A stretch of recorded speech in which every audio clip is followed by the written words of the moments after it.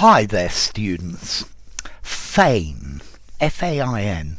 Okay, this word is both an adverb and an adjective. Now, one thing to be aware, be careful with this, because this is not something that people use anymore. This word is archaic. You're going to find it in poetry, you'll find it in Shakespeare and things like that. Fain, as an adverb, which is most common, means happily, willingly, you'd like to do it. So, I would fain be with you. I would happily be with you. I would gladly be with you.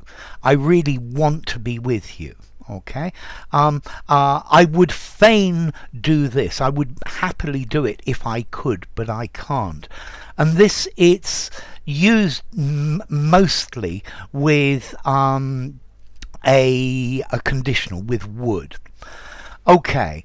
Yeah, the student was fain to go to class. He was happy to do it. He was pleased under the circumstances. You can also use it to mean to be compelled or obliged. So he was fain to admit that he was wrong. Okay, he was compelled by the circumstances. That he didn't have any other option. So fain meaning gladly. I would fain speak many different languages. I would be happy if I could. He is fain about this situation as an adjective. So he's happy about it. And then she was fain to pay the bill, but she had no choice. Okay, he was fain to acknowledge the truth of what I said. Okay, so fain, to be keen to do something. He was very fain to be with her because she was a lovely young woman. Yeah, and then fain, compelled. Yeah, the country was fain to use all of its energy and all of its resources to fight the enemy, but it had no other choice. Yeah, and then fain, gladly. A speech of fire that fain would blaze. That's by William Shakespeare. A speech full of fire that would happily burn strongly. Yeah, or by preference. So I would fain do it differently. Yeah, I would prefer to do it differently. By desire, I would fain consult with you. Okay, so that's what I desire. It's what I want. So let's see.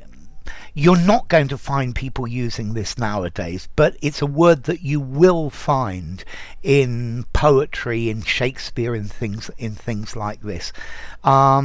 It's very old-fashioned. I guess you could use it if you were writing something very literary or a poem or something like that. But otherwise, I think this word is archaic. It's probably obsolete as well. So formality. If you use it today, I think I'm going to give it a 7.5 or an 8 in formality. And then as to origin, okay, it comes from Old English feign, yeah, which comes from Proto-Germanic faganas, glad or happy, from Proto-Indo-European pek, to please oneself. So fain. Yeah, you'll be glad to do something. Yeah, I will gladly do this. I would fain do this. I am fain that you have come. Yeah, I'm fain to be with you at the moment.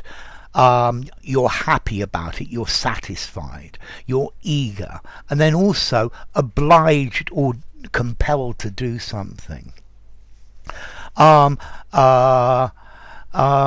the situation meant I was fain to do as they asked, even though I didn't want to.